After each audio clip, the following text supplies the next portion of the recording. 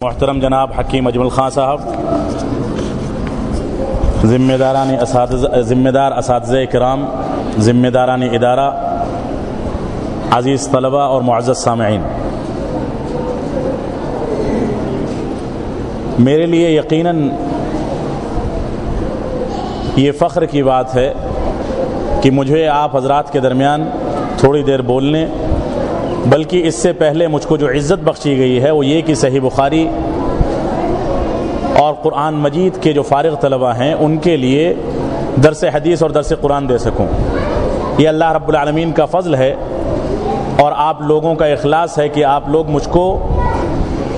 اس انداز کی عزت کی نگاہ سے دیکھتے ہیں۔ اللہ رب العالمین اس کو قبول فرمائے۔ مجھ کو جناب حکیم صاحب نے پرسوں یہ حکم دیا کہ میں اس میں حاضری دوں، اور میں نے یہ ضروری سمجھا کہ والد رحمۃ اللہ علیہ کی وفات کے بعد، اس سے پہلے میں کئی دفعے یہاں آ چکا تھا، لیکن ان کی وفات کے بعد میں نہ یہاں آ سکا تھا اور نہ ہی کبھی یہ بات سوچی تھی کہ شاید مستقبل قریب میں اس بات کا موقع مل سکے۔ والد رحمۃ اللہ علیہ کا جو تعلق اس ادارے سے رہا ہے، جس کے بارے میں ہمارے بزرگ حکیم صاحب نے صراحت فرمائی اور اس کا تذکرہ کیا، اللہ رب العالمین ان کو جزائے خیر دے اور والد رحمۃ اللہ علیہ کی ان خدمات کو قبول فرمائے۔ یہ ادارہ جس سے ہمارے عزیز طلبہ فارغ ہو رہے ہیں اور ہمارے بزرگ اساتذہ کرام نے ان طلبہ کو اس قابل بنایا ہے کہ وہ سند فراغت لے کر میدان عمل میں اتریں، یہ ادارہ کوئی معمولی ادارہ نہیں ہے۔ اس ادارے کی یادیں مولانا امرتسری سے بھی وابستہ ہیں اور ہمارے اس ملک کے بزرگ علماء کرام سے بھی وابستہ ہیں۔ اس ہریانہ کے اندر بے شمار علماء کرام ایسے گزرے ہیں جنہوں نے اس ادارے کی ترقی کے لیے لائے عمل تیار کیا ہے۔ اللہ رب العالمین جزائے خیر دے موجودہ ذمہ داران کو اور اخلاص کی توفیق دے اور صحیح انداز سے اس ادارے کے مستقبل کے بارے میں سوچنے کی توفیق سے نوازے کہ اس ادارے کی ترقی کے لیے وہ سوچ سکیں اور اس کے مستقبل کو مضبوط بنا سکیں، تاکہ طلبہ یہاں سے اسی انداز سے فارغ ہوتے رہیں اور اسی انداز سے یہاں سے فراغت کے بعد اس ادارے کی نیک نامی کا سبب بنتے رہیں۔ تو میں آپ حضرات کے سامنے، جیسا کہ میں نے تبادلہ خیال کیا تھا ذمہ داران سے کہ کس موضوع پر گفتگو کی جائے، حقیقت یہ ہے کہ کل بھی مجھ کو کہیں نکلنا پڑا، جس کے نتیجے میں میں موضوع کی تیاری نہیں کر سکا، لیکن کوشش کروں گا کہ دعوت و تبلیغ جو کہ اس دنیا کے قیام کا اور اس دنیا میں حکومت سازی کا سب سے اہم سبب ہے، اس سے متعلق گفتگو کروں۔ اللہ رب العالمین کا فرمان ہے الذین ان مکناہم فی الارض، کہ ہم لوگ جن کو اس دنیا کے اندر حکومت عطا کرتے ہیں، جن کے لیے اللہ رب العالمین نے بڑے بڑے عہدے قائم کر رکھے ہیں، اور جن لوگوں کے لیے حکومت قائم کی جاتی ہے ان کی چند صفات ذکر کی ہیں اللہ رب العالمین نے قرآن مجید کے اندر۔ فرمایا اقاموا الصلاۃ، یہ لوگ نماز قائم کرتے ہیں۔ چاہے آپ کو یہ حکومت قائم کرنے کا موقع، یہ ذمہ داری نبھانے کا موقع اور لوگوں کے اوپر اپنے ذہن کو صحیح انداز سے کتاب و سنت کے مطابق ڈھال کر ان کے ذہنوں کو کتاب و سنت کی جانب موڑنے کا موقع جو اللہ رب العالمین نے دیا ہے، چاہے یہ موقع محدود انداز سے کسی تعلیمی ادارے تک ہو،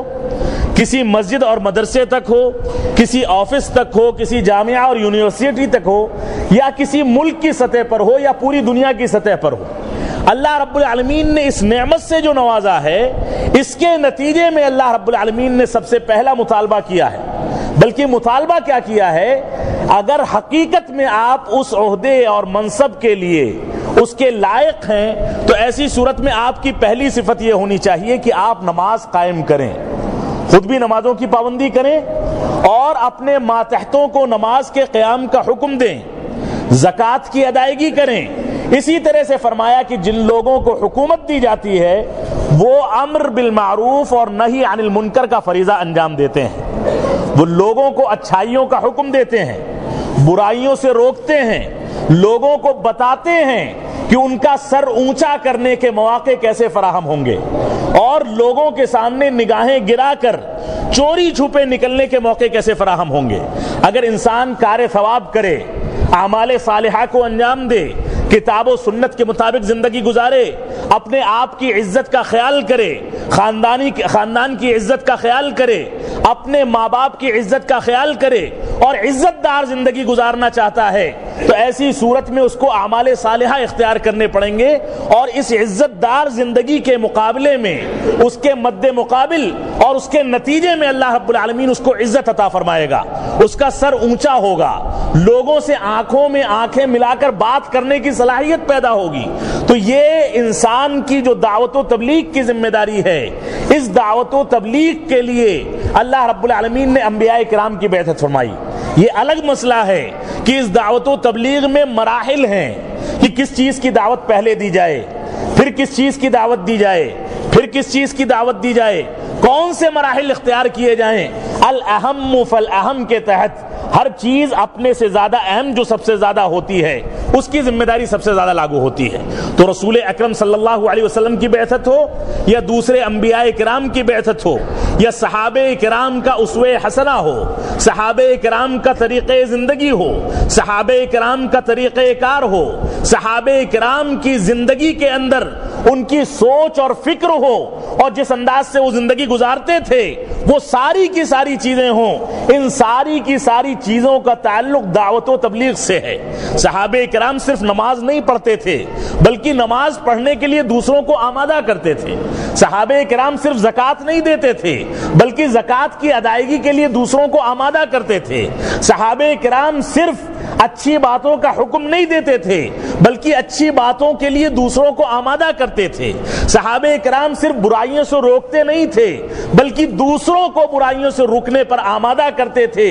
ایک معاشرہ تشکیل ہوتا تھا، ایک معاشرہ جس کو صالح اور پاکیزہ معاشرہ کہا جا سکتا ہے، یہ دعوت و تبلیغ کے نتیجے میں وجود میں آتا تھا۔ تو صحابہ کرام کی زندگیاں ہوں یا رسول اکرم صلی اللہ علیہ وسلم کی زندگی ہو یا کوئی بھی زندگی آپ دیکھ لیں، اپنے اسلاف کی، امام بخاری کو دیکھ لیں، صحابہ کرام میں جلیل القدر صحابہ کرام کو دیکھ لیں، کتب ستہ کے مؤلفین کو دیکھ لیں، ائمہ اربعہ کو دیکھ لیں، محدثین کرام کو دیکھ لیں، فقہائے عظام کو دیکھ لیں، مجتہدین کرام کو دیکھ لیں، مفتیان کرام کو دیکھ لیں، علماء کرام کو دیکھ لیں، ان طلباء عزیز کو دیکھ لیں جو طلباء کتاب و سنت کے مطابق زندگی گزارنے کے لیے اپنے آپ کو آمادہ کرتے ہیں۔ یہ سارے کے سارے لوگ اگر اس دنیا کے اندر مقبول ہوئے، اس دنیا کے اندر ان کو عزت ملی، اس دنیا کے اندر ان کو وقار ملا، اس دنیا کے اندر ان کو مقام ملا، سربلندی ملی، تو اسی دعوت و تبلیغ کے نتیجے میں۔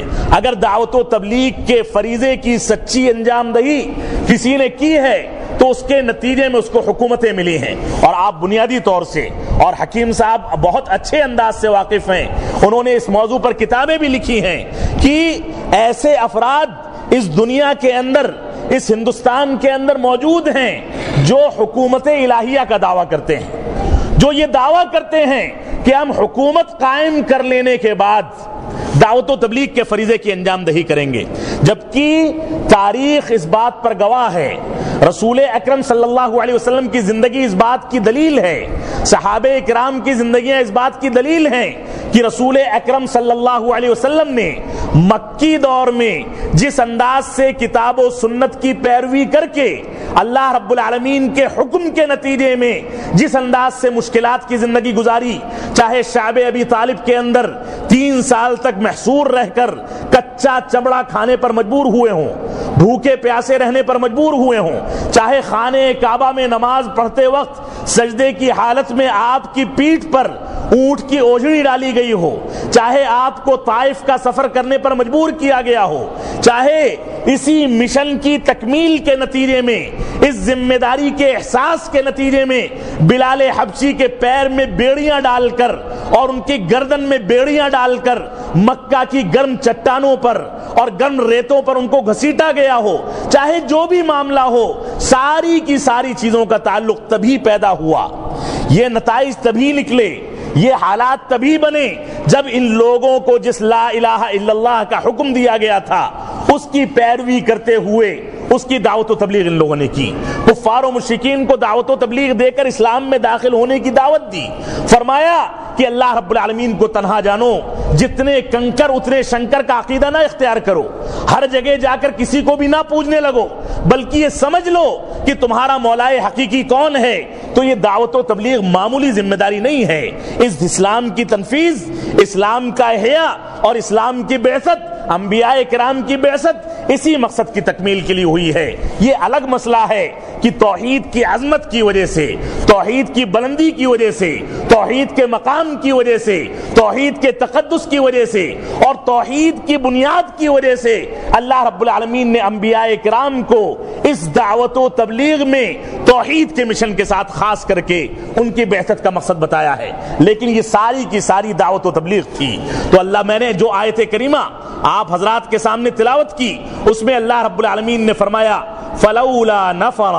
من كل فرقة منهم طائفة ليتفقهوا في الدين ولينذروا قومهم اذا رجعوا اليهم لعلهم يحذرون. ہمارے طلباء عزیز سے خطاب کرتے ہوئے, ہمارے ذمہ داران سے خطاب کرتے ہوئے, ہمارے علماء کرام سے خطاب کرتے ہوئے, ہمارے بزرگان دین سے خطاب کرتے ہوئے اللہ رب العالمین نے فرمایا کہ تم میں ایک ایسی جماعت, ایک ایسی ٹولی ہونی چاہیے جو اللہ رب العالمین کے دین کی دعوت و تبلیغ کرے, آئے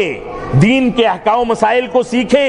کتاب و سنت کے احکام و مسائل کو سیکھے, کتاب و سنت کے فہم کو سیکھے, سلف صالحین کے فہم کے مطابق کتاب و سنت کی توجیحات پیش کرے اور دیکھے کہ کتاب و سنت ہم سے کیا مطالبہ کرتے ہیں, اس مطالبے کے تقاضے کیا ہیں, وہ مطالبات ہم سے کیا تقاضا کرتے ہیں, لیکن ساتھ میں یہ بنیاد سامنے رکھے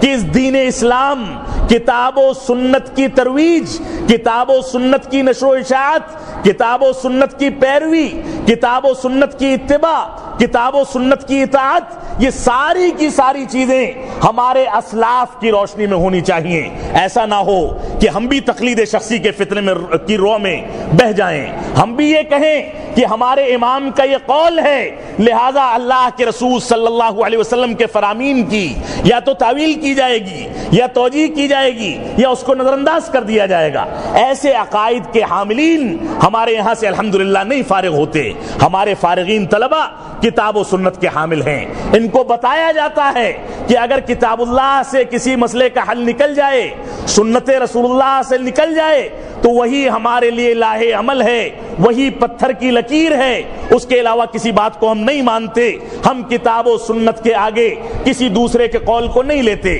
لیکن بدقسمتی کیا ہے, ہماری پوری جماعت دن بدن ہماری مسجدیں بڑھتی جا رہی ہیں, دن بدن ہمارے مدارس بڑھتے جا رہے ہیں, دن بدن ہماری تعداد بڑھتی جا رہی ہے. روز بروز آپ دیکھیں, دراسہ کریں, سروے کریں تو ایک یہ پتہ چلے گا کہ فلاں گاؤں میں فلاں آدمی جماعت اہل حدیث میں داخل ہو گیا, اہل حدیث عقائد کا حامل ہو گیا, بریلویت چھوڑ دی, تقلید شخصی چھوڑ دی, شیعیت چھوڑ دی, ماتریدیت چھوڑ دی اور کتاب و سنت کو اپنے عقل پر تولنا چھوڑ دیا. لیکن بدقسمتی یہ ہے کہ تعداد بڑھتی جا رہی ہے اور بنیادیں کمزور ہوتی جا رہی ہیں. دعوت و تبلیغ کی ذمہ داری ہماری بنیادی ذمہ داری ہے. تو اللہ رب العالمین نے فرمایا کہ ہم میں سے ایک ایسی جماعت ہونی چاہیے جو کتاب و سنت کا علم حاصل کرے اور اس کے بعد جب اپنے گھروں کو لوٹے, اپنے خاندان میں لوٹے, اپنے قبیلے میں لوٹے, اپنے متعلقین کے پاس لوٹے, اپنی مساجد میں لوٹے اور اپنے گھروں میں جا کر دوبارہ استقرار حاصل کرے, تو ایسی صورت میں ان کو بتائے کہ کتاب و سنت کا تقاضا کیا ہے, ان کے سامنے وضاحت کرے کہ کتاب و سنت ہم سے کیا مطالبہ کرتے ہیں, ان کے سامنے بتائے کہ کتاب و سنت کی پیروی کا طریقہ کیا ہے, نمازوں کی پابندی کیوں ہونی چاہیے, توحید کے تقاضوں پر عمل کیوں ہونا چاہیے, اتباع رسول کا کیا مقام ہے, عظمت رسول کا کیا مقام ہے, عظمت قرآن کی کیا حقیقت ہے, عظمت صحابہ کی کیا حقیقت ہے. آپ جب نکلیں گے اور جائیں گے, میدان عمل میں کودیں گے, تو آپ دیکھیں گے کہ اس معاشرے میں صحابہ اکرام کی توہین کرنے والے افراد بھی موجود ہیں، اس معاشرے میں معاویہ کو گالی دینے والے افراد بھی موجود ہیں، اس معاشرے میں یزید کو گالیاں دینے والے موجود ہیں، اس معاشرے میں صحابہ اکرام کو اسلام سے خارج قرار دینے والے موجود ہیں، اس معاشرے میں اماں عائشہ کو زانیہ قرار دینے والے موجود ہیں، اس معاشرے میں قرآن مجید کو ناقص قرار دینے والے موجود ہیں، اس معاشرے میں تقلید شخصی کے نام پر بدعات کو سنت کا نام دے کر اس کے مطابق زندگی گزارنے والے موجود ہیں۔ یہ معاشرہ فساد کا شکار ہو چکا ہے۔ اس معاشرے کے اندر بظاہر داڑھیاں نظر آئیں گی، بظاہر کرتے پیجامے نظر آئیں گے، بظاہر ٹوپیاں نظر آئیں گی، بظاہر پگڑیاں نظر آئیں گی، لیکن در حقیقت یہ معاشرہ اندر سے ایسا ہو گیا ہے جیسے دیمک نے اس کو چاٹ لیا ہو۔ اس معاشرے کے اندر کتاب و سنت کے فہم کا، کتاب و سنت کی عظمت کا، صحابہ کرام کی عظمت کا، اللہ کے رسول کی عظمت کا شعور ختم ہو چکا ہے۔ اس معاشرے کے اندر یہ شعور بیدار کرنا آپ کی بنیادی ذمہ داری ہے۔ تو ہماری جماعت میں بظاہر چاہے اضافہ ہوتا ہو، ہماری جماعت بڑی بڑی کانفرنسیں، بڑے بڑے اجتماعات، بڑے بڑے جلسے کر کے اس میں پیشہ ور خطیبوں کو بلا کر جو 30 ہزار روپے لے کر اور اپنے پورے ایمان کو تباہ و برباد کرتے ہیں، اور صرف اپنی زبانوں کے ذریعے زبان درازی کر کے جھوٹ اور سچ کو ایک جگہ جمع کر کے جھوٹ کو سچ کہہ کر، سچ کو جھوٹ کہہ کر لوگوں کی نظروں میں مقبول ہونا چاہتے ہیں، ایسے لوگوں کے ہاتھوں میں ہمارے اسٹیج جا چکے ہیں، ہمارا پلیٹ فارم جا چکا ہے۔ ہم اپنی حقیقت کو بھول چکے ہیں۔ ہم کو نہیں پتا کہ ہمیں علماء کرام کے کس زمرے کو اور کس انداز کے علماء کرام کو ترجیح دینی چاہیے، کون سے علماء کرام کو عوام سے متعارف کرایا جائے گا تو اچھا نتیجہ نکلے گا، کون سے علماء کرام سے متعارف کرایا جائے گا تو غلط نتیجہ نکلے گا، منفی نتیجہ نکلے گا۔ ہم اس بات کو بھول چکے ہیں۔ ہمارا مطمع نظر یہ ہے کہ ایک لچھے دار تقریر کرنے والا تقریر کرنے جب بیٹھے تو ہم چندے اکٹھا کر لیں، اس درمیان اپنا بینک بیلنس مضبوط کر لیں۔ یہ دعوت و تبلیغ کا مقصد رہ گیا ہے۔ دعوت و تبلیغ کا مقصد یہ ہے کہ بعد صلاۃ عشاء ہمارا اجلاس شروع ہو، 2 بجے تک، 3 بجے تک، 4 بجے تک چلے، اور صلاۃ فجر کی اذان ہو، اور علماء کرام، خطباء کرام، عوام الناس اور جتنے بھی حاضرین تھے ان میں کی اکثریت جا کر صلاۃ فجر چھوڑ کر سونے لگے۔ علماء کرام غیر حاضر، طلبہ غیر حاضر، عام انسان غیر حاضر، سننے والے، سنانے والے علماء کرام، بڑے بڑے مفتیان اعظام، جن کی زبان کے ذریعے سے اپنی، جن کی تعریف کرتے کرتے اسٹیجوں سے ہماری زبان نہیں تھکتی، وہ پتا چلا کہ صلاۃ فجر میں سو رہے ہیں۔ یہ ہماری دعوت و تبلیغ کا مقصد نہیں ہے۔ معاف فرمائیے گا، ہو سکتا ہے کچھ جملے تلخ ہو گئے ہوں، ہو سکتا ہے میں نے زبان درازی کر دی ہو، لیکن حقیقت یہی ہے رسول اکرم صلی اللہ علیہ وسلم نے ہم کو دعوت و تبلیغ کے مثبت طریقے کو اختیار کرنے کا حکم دیا ہے۔ یہ مسجدیں معمولی سرمایہ نہیں ہیں، یہ مسجدیں، یہ مدارس، جن مساجد کے اندر جمعے کے خطبوں کو مضبوط ہونا چاہیے، دروس، درس قرآن اور درس حدیث کو مضبوط ہونا چاہیے، یہ مسجدیں کمزور ہوتی چلی جا رہی ہیں۔ جمعے کا دن آتا ہے، لوگ تلاش کرتے رہتے ہیں کہ کوئی قاعدے کا خطیب ملے،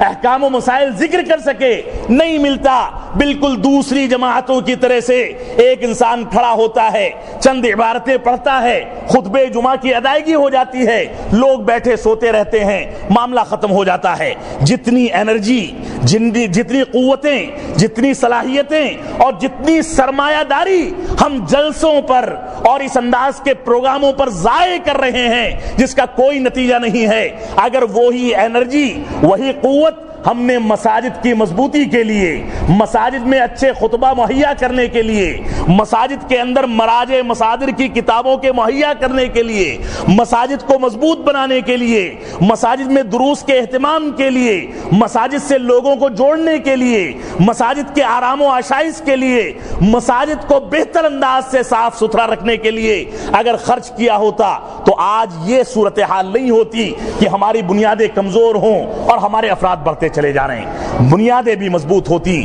اور افراد بھی بڑھتے۔ تو ہماری ذمہ داری بنیادی طور سے یہ ہے کہ ہم مثبت انداز سے سوچیں، صحیح انداز سے کتاب و سنت کی پیروی کریں۔ اللہ رب العالمین کا فرمان ہے وَلْتَكُمْ مِنْكُمْ أُمَّةٌ يَدْعُونَ إِلَى الْخَيْرِ وَيَأْمُرُونَ بِالْمَعْرُوفِ وَيَنْهَوْنَ عَنِ الْمُنْكَرِ وَأُولَئِكَ هُمُ الْمُفْلِحُونَ۔ اللہ رب العالمین نے فرمایا تم میں ایک ایسی جماعت ہونی چاہیے جو اللہ رب العالمین کی کتاب اور سنت رسول اللہ کی پیروی کر کے امر بالمعروف یعنی اچھائیوں کا حکم دے اور برائیوں سے روکے، اور یہی لوگ ہدایت یافتہ اور یہی لوگ کامیاب ہیں۔ اللہ رب العالمین نے ضمانت دے دی۔ اسی طرح سے اللہ رب العالمین کا فرمان ہے ادعو الی سبیل ربک بالحکمۃ والموعظۃ الحسنہ وجادلہم باللتی ہی احسن، کہ اللہ رب العالمین کے راستے کی جانب تم حکمت کے ذریعے سے بلاؤ، موعظہ حسنہ کے ذریعے سے بلاؤ، جدال باللتی ہی احسن کا طریقہ اختیار کرو۔ ان تین چیزوں کو اختیار کرنا ہماری جماعت اور ہمارے فارغ التحصیل طلبہ، ہمارے علماء کرام کی بنیادی ذمہ داری ہے۔ یہ تین اسالیب بتائے گئے ہیں۔ اللہ رب العالمین نے فرمایا حکمت کو اختیار کیا جائے۔ یہ حکمت کیا چیز ہے؟ علامہ ابن تیمیہ رحمۃ اللہ علیہ، مشہور مفسر و محدث، مشہور فقیہ اور مشہور امام گزرے ہیں، جن کی جلالت پر، جن کی عظمت پر، جن کی صلاحیت پر، جن کی علمیت پر تمام مسالک کا اتفاق ہے، اور ہر آدمی ان کو قدر کی نگاہ سے دیکھنے پر مجبور ہے اس بنیاد پر کہ وہ کتاب و سنت کے حامل تھے۔ اور معاف فرمائیں گے، میں برجستہ یہ اعلان کرنے کا حق رکھتا ہوں کہ میں ان کا نام یہاں اس وجہ سے نہیں لے رہا ہوں کہ میں ان کا مقلد ہوں یا ہماری جماعت ان کی مقلد ہے، لیکن کتاب و سنت کی اچھی توجیہات، علم کے اندر ان کی وسعت اور ان کے مقام کے نتیجے میں ہم کتاب و سنت کے تقاضوں کی وجہ سے ان کا احترام کرتے ہیں، اور اسی بنیاد پر انہوں نے اس آیت کریمہ کی جو شرح کی ہے وہ کتاب و سنت کی روشنی میں بہت مناسب شرح ہے۔ فرمایا کہ اللہ رب العالمین نے تین اسالیب کا حکم دیا ہے۔ پہلا اسلوب بتایا گیا حکمت کے ذریعے، فتاوی ابن تیمیہ کو دیکھیں، اس کے اندر یہ قول ملے گا حکمت کے ذریعے۔ فرمایا کہ جس کو بلایا جاتا ہے، جو مدعو ہوتا ہے، جس کے سامنے دعوت و تبلیغ پیش کی جاتی ہے، اس میں کیونکہ تین انداز کے افراد ہوتے ہیں، داعی کو تین انداز کے افراد کا سامنا کرنا پڑتا ہے۔ ایک ایسا انسان جو آپ کی بات کو سنتا ہے، اس کے مطابق زندگی کو ڈھالتا ہے، تو ایسی صورت میں اس کے لیے حکمت کا لفظ اختیار کیا گیا ہے کہ اس کو آرام کے ساتھ کتاب و سنت کی شرح بتا دی جائے، کتاب و سنت کی تعلیم دے دی جائے، اور اس کے بعد دوسرا اسلوب اختیار کیا گیا موعظہ حسنہ کا۔ فرمایا کہ ایسے افراد بھی ہوتے ہیں جو آپ کی باتوں کو سنتے ہیں، اس پر توجہ دیتے ہیں، آپ کے دروس اور خطبات میں بیٹھتے ہیں، لیکن ان کی زندگی کے اندر ولولہ نہیں پیدا ہوتا، ان کی زندگی کے اندر تبدیلی نہیں پیدا ہوتی، گویا آپ یہ کہیں کہ اس کان سے سنتے ہیں اور اس کان سے نکال دیتے ہیں۔ اللہ رب العالمین نے فرمایا ایسے افراد کے ساتھ موعظہ حسنہ اختیار کیا جائے، واقعات بتائے جائیں، ان کو قریب لانے کی کوشش کی جائے، مزید محنت کی جائے، ان کو بتایا جائے کہ اگر نماز نہیں پڑھو گے تو فلاں اقوام کی طرح سے ایسا ہوگا، اگر یہ نہیں کرو گے تو فلاں عذاب میں گرفتار کر لیے جاؤ گے، ایسا کرو گے تو ایسا ہو جائے گا، اور ایسا نہیں کرو گے تو ایسا ہوگا، فلاں چیزیں اختیار کرو گے کتاب و سنت کی روشنی میں تو اللہ رب العالمین تمہارے مقام کو بلند فرمائے گا، دنیا اور آخرت میں ترقی عطا فرمائے گا۔ تو ان کو یہ بتایا جائے اس واقعات کی روشنی میں، سچے واقعات کی روشنی میں، اس کو موعظہ حسنہ کہا جاتا ہے۔ ایسے افراد کے ساتھ اس کو اختیار کیا جائے جو ایک کان سے سنتے ہیں دوسرے سے نکال دیتے ہیں۔ آخری اسلوب بتایا گیا جدال باللتی ہی احسن،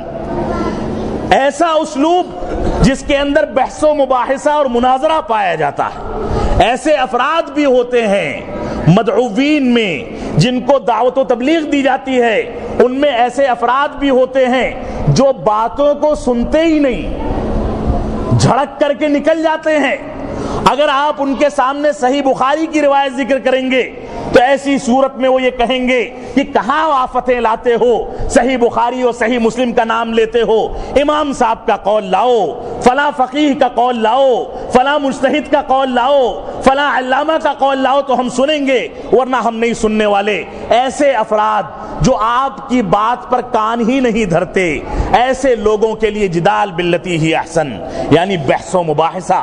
ان کے ساتھ بیٹھ کر ان کو لاجواب کرنے کی صفت، ایسی صفتیں جو حاضر جوابی کی صفتیں ہیں، ان کو اختیار کر کے ان کے مطابق ان کو دین سے قریب لانا، یہ تیسرے اسلوب میں بتایا گیا ہے۔ یہ تینوں اسالیب ہمارے طلباء عزیز کے لیے بنیادی اسالیب ہیں۔ یہ طلباء اس کو اختیار کریں، اس کے مطابق زندگی کو ڈھالیں اور اسی کے مطابق لوگوں کو اپنے سے قریب لائیں، یہ ان کی بنیادی ذمہ داری ہے۔ تو اس آیت کریمہ کے اندر یہ بات بتائی گئی، اور آپ دیکھیں رسول اکرم صلی اللہ علیہ وسلم کا عہد مبارک، آپ کی زندگی کا مطالعہ کریں، سیرت رسول صلی اللہ علیہ وسلم کا مطالعہ کریں، آپ دعوت و تبلیغ میں کتنے حساس تھے۔ صحابہ اکرام میں چاہے کوئی نوجوان ہو، چاہے بوڑھا ہو، چاہے بچہ ہو، چاہے گنہگار ہو، چاہے کتاب و سنت کے مطابق چلنے والا ہو، آپ کا طرز زندگی دعوت و تبلیغ پر مبنی ہوتا تھا۔ آپ دیکھیں کہ جب رسول اکرم صلی اللہ علیہ وسلم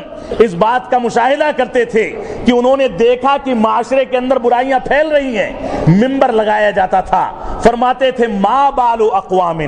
کچھ لوگوں کو کیا ہو گیا ہے کہ ایسے ایسے کرتے ہیں، اس انداز کا کام کرتے ہیں، نام نہیں لیتے تھے۔ اللہ رب العالمین نے خود فرمایا ایک اسلوب کا ذکر کرتے کر کے فقولا لہ قولا لینا، کہ اگر تم بادشاہ وقت کے پاس، کسی وزیر کے پاس، کسی لیڈر کے پاس، کسی ذمہ دار کے پاس، اپنے سے بڑی شخصیت کے پاس، کسی صاحب مقام اور صاحب وقار کے پاس اگر جاتے ہو اور اس کے کتاب و سنت کی دعوت و تبلیغ کرتے ہو تو نرم اسلوب اختیار کرو۔ فرعون جو خدائے وقت بنا ہوا تھا، فرعون جس نے اللہ رب العالمین کے قانون کو چیلنج کر رکھا تھا، فرعون جس نے خدائی کا دعویٰ کر رکھا تھا، فرعون جس نے انبیاء کرام کو قتل کرنے کا حکم دے رکھا تھا، اس کے لیے موسیٰ علیہ السلام کو حکم دیا گیا کہ اس سے نرم گفتگو کریں۔ ہماری صورتحال کیا ہے؟ ہماری صورتحال یہ ہے کہ سب سے کامیاب خطیب وہ سمجھا جاتا ہے جو منبر پر کھڑے ہو کر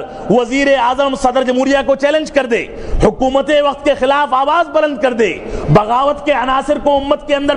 پرو دے۔ یہ وقت کا سب سے اہم خطیب مانا جاتا ہے۔ یہ دعوت و تبلیغ کے خلاف ہے۔ دعوت و تبلیغ سنجیدگی کا نام ہے، دعوت و تبلیغ مثبت انداز فکر کا نام ہے، دعوت و تبلیغ نرمی کا دوسرا نام ہے، دعوت و تبلیغ ان نسالیب کو اختیار کرنے کا نام ہے جن نسالیب کو اختیار کرنے کے نتیجے میں اچھے نتائج ہمارے سامنے آئیں۔ آپ دیکھیں رسول اکرم صلی اللہ علیہ وسلم کا طرز زندگی، ایک دیہاتی آدمی آتا ہے، مسجد کے کونے میں پیشاب کرنے لگتا ہے، صحابہ کرام دوڑتے ہیں، بھاگتے ہیں کہ اس کو دھکا دے کر باہر کر دیں کہ یہ مسجدیں پیشاب کرنے کے لیے،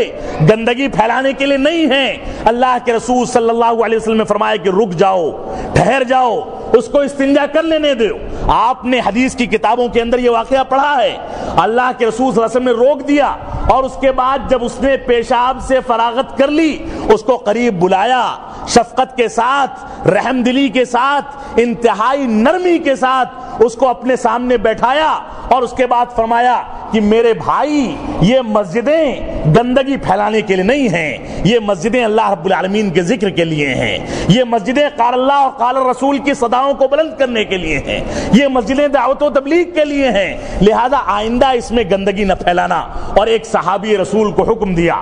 کہ ایک بالٹی پانی لیں اور اس کے پیشاب پر بہا دیں۔ اللہ کے رسول صلی اللہ علیہ وسلم چاہتے تو اس دیہاتی آدمی کو حکم دیتے، چاہتے تو اس کے خاندان کو طلب کر لیتے، چاہتے تو اس کے ذمہ داران کو طلب کر لیتے، چاہتے تو اس کے قبیلے کو طلب کر لیتے، لیکن اللہ کے رسول صلی اللہ علیہ وسلم نے ایسا نہیں کیا، بلکہ ایک صحابی رسول کو حکم دیا کہ اس پر پانی بہا دیا جائے۔ تو یہ بھی ایک طرز زندگی تھی، یہ بھی ایک اسلوب تھا دعوت و تبلیغ کا۔ آپ دیکھیں دعوت و تبلیغ کا دوسرا اسلوب، اللہ کے رسول صلی اللہ علیہ وسلم اپنے گھر میں تشریف لاتے ہیں، دیکھتے ہیں کہ دروازے پر ایک ایسا پردہ لٹکایا گیا ہے جس کے اوپر کچھ جاندار چیزوں کی، کچھ حیوانوں کی تصویریں بنی ہوئی ہیں۔ اللہ کے رسول صلی اللہ علیہ وسلم نے اس کو نوچ کر کے پھینک دیا، فرمایا کہ یہ چیز لٹکانا ہمارے لیے جائز نہیں ہے، اما عائشہ کا حجرہ تھا۔ آپ جانتے تھے کہ عائشہ صدیقہ کتاب و سنت کے مسائل سے واقف ہیں۔ آپ جانتے تھے کہ اگر ان کے سامنے ناراضگی کا اظہار کریں گے تو ان کے اب بدکن نہیں پیدا ہوگی بلکہ اور قریب آئیں گی، سمجھنے کی کوشش کریں گی، مسئلے کو دریافت کریں گی۔ آپ نے ان کے ساتھ سختی کا اسلوب اختیار کیا، آپ نفس کو جھجوڑا کرتے تھے۔ آپ دیکھیں ایک نوجوان صحابی رسول اللہ کے رسول صلی اللہ علیہ وسلم کے پاس آتا ہے اور کہتا ہے کہ اللہ کے نبی صلی اللہ علیہ وسلم مجھ کو زنا کرنے کی اجازت دے دیجئے۔ اس کا اخلاص دیکھیے، زنا کاری کرنی ہے، اجازت طلب کرتا ہے، گناہ چھپ کر نہیں کرنا چاہتا، جواز فراہم کر رہا ہے۔ اللہ کے رسول صلی اللہ علیہ وسلم نے دیکھا کہ یہ نوجوان صالح ہے، یہ نوجوان نیک ہے، یہ نوجوان متواضع ہے، اس نوجوان کے دل کے اندر صفائی پائی جاتی ہے۔ آپ نے فرمایا کہ بیٹھو، کیا تم اس بات کو پسند کرتے ہو کہ کوئی شخص تمہاری ماں کے ساتھ زنا کرے؟ کیا اس بات کو پسند کرتے ہو کہ کوئی شخص تمہاری بیوی کے ساتھ زنا کرے؟ کیا اس بات کو پسند کرتے ہو کہ کوئی شخص تمہارے خاندان کی کسی خاتون کے ساتھ زنا کرے، کوئی تمہاری بہن کے ساتھ زنا کرے؟ اس نے کہا کہ نہیں، ایسا نہیں ہو سکتا، ایسا کیسے ممکن ہے کہ میں اپنے محارم کو کسی دوسرے کے حوالے کر دوں؟ تو اللہ کے رسول صلی اللہ علیہ وسلم نے فرمایا کہ جس کے ساتھ تم زنا کرنا چاہتے ہو وہ بھی کسی کی بہن ہے، کسی کی بھابھی ہے، کسی کی بیوی ہے، کسی کی ماں ہے، کسی کی بہن ہے، کسی کی رشتہ دار ہے۔ اگر تم اس کے ساتھ زنا کرو گے تو صورتحال وہی پیدا ہو جائے گی۔ تو اس نے اس کے نفس کو جھجوڑنے کی صورت میں اللہ کے رسول صلی اللہ علیہ وسلم نے جو کیا تھا اس کے نتیجے میں اس گناہ کو چھوڑ دیا۔ یہ بھی اللہ کے رسول صلی اللہ علیہ وسلم کا اسلوب تھا۔ تو ان اسالیب کو اختیار کرنے کے لیے اور شخصیات کی ترکیز کر کے، شخصیات کو منتخب کر کے، مدعوین کو منتخب کر کے ان کے سامنے ان کے مزاج کے لحاظ سے دعوت و تبلیغ پیش کر کے، جب تک ہم افراد کی تعین نہیں کریں گے جب تک دعوت و تبلیغ میں کامیاب نہیں ہو سکتے۔ یہی وجہ ہے کہ اللہ کے رسول صلی اللہ علیہ وسلم کے پاس ایک صحابی رسول آتے ہیں، فرماتے ہیں کہ سب سے افضل عمل کیا ہے؟ تو آپ نے فرمایا کہ ماں باپ کی خدمت کرو، یہ سب سے افضل عمل ہے۔ دوسرا صحابی رسول آیا، پوچھا سب سے افضل عمل کیا ہے؟ آپ نے فرمایا کہ پہلے وقت میں، اول وقت میں نمازوں کی ادائیگی کرو، یہی سب سے زیادہ افضل عمل ہے۔ داعی اور مدعو کے درمیان اتنی جانکاری ہونی چاہیے کہ اس کے مزاج کو سمجھ سکے، اس کے مزاج کو بھانپ سکے، اس کے اعمال پر اس کی نظر ہو، دیکھے کہ اس سائل کے اندر کون سی چیز زیادہ ضروری ہے، اس کی دعوت و تبلیغ پہلے کرے۔ اور یہ اسلوب اگر اختیار کرنا ہے تو مساجد میں اختیار کیا جا سکتا ہے، معاف فرمائیے گا، جلسوں میں اختیار نہیں کیا جا سکتا۔ جہاں 10-20 آدمی ایک خطیب کو لا کر اسٹیج پر چڑھائیں اور 10-20 آدمی اتار کر گاڑی میں بیٹھا کر روانہ کر دیں اور اس کی جیب میں لفافہ ڈال دیں، یہ انصاف کا طریقہ نہیں ہے۔ ہماری جماعت کے لیے ضروری ہے کہ مثبت انداز کی دعوت و تبلیغ کو اختیار کیا جائے۔ اللہ کے رسول صلی اللہ علیہ وسلم نے جب معاذ بن جبل رضی اللہ تعالیٰ عنہ کو دعوت و تبلیغ کے لیے یہود و نصارہ کے قبیلے میں بھیجا تو فرمایا فَلْيَكُنْ اول ما تدعوہم الیہ لا الہ الا اللہ، کہ سب سے پہلے ان کو جس بات کی دعوت دینا تو ان کو دعوت و تبلیغ میں تقدیم جس بات کی کرنا وہ اس بات کی کرنا کہ اس بات کی گواہی دی جائے کہ اللہ رب العالمین کے علاوہ کوئی معبود حقیقی نہیں، یہ ثابت کیا جائے کہ اللہ رب العالمین کے علاوہ جس کی بھی عبادت کی جاتی ہے وہ ساری عبادتیں منفی ہیں، ساری عبادتیں باطل ہیں، ان عبادتوں کو ترک کرنا اسلام میں داخل ہونے کے لیے ضروری ہے، ان کی نفی کرنا، ان کا انکار کرنا اسلام کے اس بات کے لیے ضروری ہے، ان کو یہ بتا دو۔ اور اس کے بعد فرمایا جب اس بات پر وہ جم جائیں، اس بات کا اقرار کر لیں، اس بات کو مان لیں، اس بات کو تسلیم کر لیں، تو ایسی صورت میں ان کو بتانا کہ اللہ رب العالمین نے دن و رات میں ان کے اوپر 5 وقت کی نمازیں فرض کی ہیں۔ اور جب اس کو بھی مان لیں، اس پر بھی پختگی آ جائے، تب تیسرا مرحلہ شروع ہوتا ہے کہ ان کو بتاؤ کہ ان کے اوپر زکوٰۃ واجب کی گئی ہے جو ان کے اغنیاء سے، ان کے امیروں سے، صاحب مال و متاع سے لے کر فقراء میں بانٹ دی جائے گی، لوٹا دی جائے گی، ان کے درمیان سے ان کے درمیان میں۔ یہ اللہ کے رسول صلی اللہ علیہ وسلم کا طریقہ تھا۔ تو ہماری زندگی کے اندر ایک احیا پیدا ہونا چاہیے، ہماری زندگی میں ایک ولولہ پیدا ہونا چاہیے. ہم کو پتا ہونا چاہیے کہ دعوت و تبلیغ کو کس انداز سے انجام دینے کے نتیجے میں اور ان مساجد کو مضبوط بنانے کے نتیجے میں ہم اپنی جماعت کی کتنی خدمت کر سکتے ہیں. یہ سیمینارز، یہ بڑی بڑی انجمنیں، یہ بڑے بڑے جلسے، یہ بڑی بڑی کانفرنسیں اگر وقت کا تقاضا ہے اور اس کے نتیجے میں کچھ رزلٹ آنے والا ہے تو وقتی طور پر اس کا فیصلہ کیا جا سکتا ہے، ورنہ ایسی صورت میں یہ جماعت کے لیے دیمک کا کام کر رہی ہیں. ایک ایک شہر میں مہینے بھر میں 40-50 لاکھ روپے صرف انہی جلسوں میں خرچ کیے جاتے ہیں. ایک سیٹ اٹھتا ہے اور یہ کہتا ہے کہ آج کی رات میں 10 لاکھ روپے خرچہ کرنا چاہتا ہوں. علماء کرام کو بلایا، رات بھر تقریریں ہوئیں، صلاۃ فجر چھوڑ کے سو گئے. یہ ہمارے جلسوں کا نتیجہ ہے. اللہ رب العالمین ہم کو جلسوں سے دور رہ کر اور ان کو مثبت انداز سے ڈھالنے کی توفیق عطا فرمائے. صحیح انداز سے جلسوں کو کتاب و سنت کے مطابق مثبت ذہنیت کے تحت ڈھال کر ان کا وجود تو باقی رہے لیکن منفی انداز سے نہ رہے. ان کا وجود تو رہے لیکن مثبت انداز سے رہے. یہ ہماری بنیادی ذمہ داری ہے. اور اب ماضی قریب میں جائیں، 1920 کے واقعات کو دیکھیں. میاں نذیر حسین محدث دہلوی رحمۃ اللہ علیہ 1320 میں جن کی وفات ہوئی. میاں نذیر حسین محدث دہلوی رحمۃ اللہ علیہ اسی دہلی جو آپ کے قریب کا شہر ہے، اس میں نذیریہ نامی جو مسجد ہے، اس میں چھوٹی سی مسجد میں بیٹھے رہتے تھے. شیخ الکل فی الکل کا ان کو لقب دیا گیا.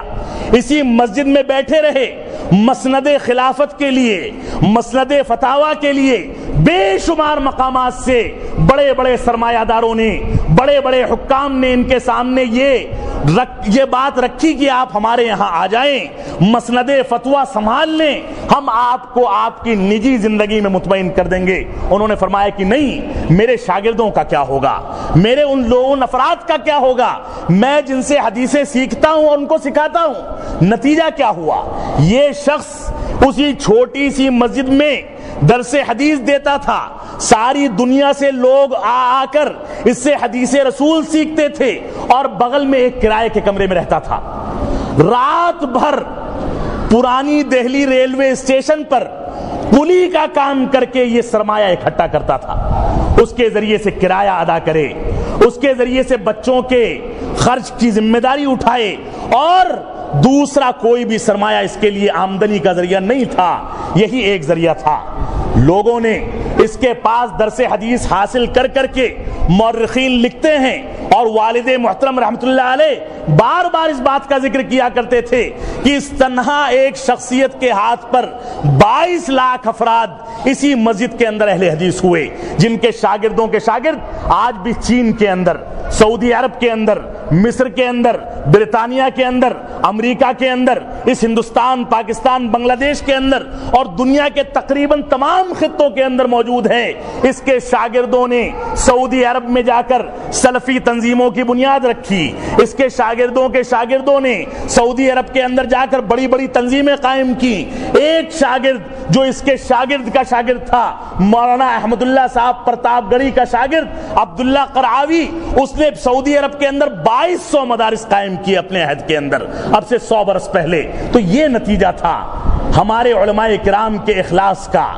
دعوت و تبلیغ میں مثبت قدم اٹھانے کا، ان مساجد کو مضبوط کرنے کا. یہ مساجد اگر کمزور ہو گئیں تو جماعت منہدم ہو جائے گی، جماعت تباہ و برباد ہو جائے گی. یہ مسجدیں اگر کمزور پڑ گئیں تو جماعت کا کوئی بھی لائے عمل سامنے نہیں رہ پائے گا. اس وجہ سے میں ذمہ داران سے گزارش کروں گا کہ ان مسجدوں کو، فارغین سے گزارش کروں گا کہ ان مسجدوں کو لازم پکڑیں، ان مسجدوں کو مضبوط بنائیں. مسجدوں سے رشتہ قائم رکھنے کے بعد انسان کو عزت ملتی ہے، انسان کو مقام ملتا ہے، انسان کو وقار ملتا ہے، انسان کو سر اٹھا کر زندگی گزارنے کا موقع ملتا ہے. اور اگر ان مسجدوں سے رشتہ ٹوٹ گیا، یہ مسجدیں کمزور ہو گئیں، تو معاف فرمائیے گا، بڑی بڑی کانفرنسیں، بڑے بڑے جلسے کچھ کام انجام نہیں دے سکتے. اللہ رب العالمین ہم کو اس بات کی توفیق عطا فرمائے کہ ہم کتاب و سنت کے مطابق صحیح انداز سے مثبت انداز فکر میں دعوت و تبلیغ کی ذمہ داری کو اختیار کریں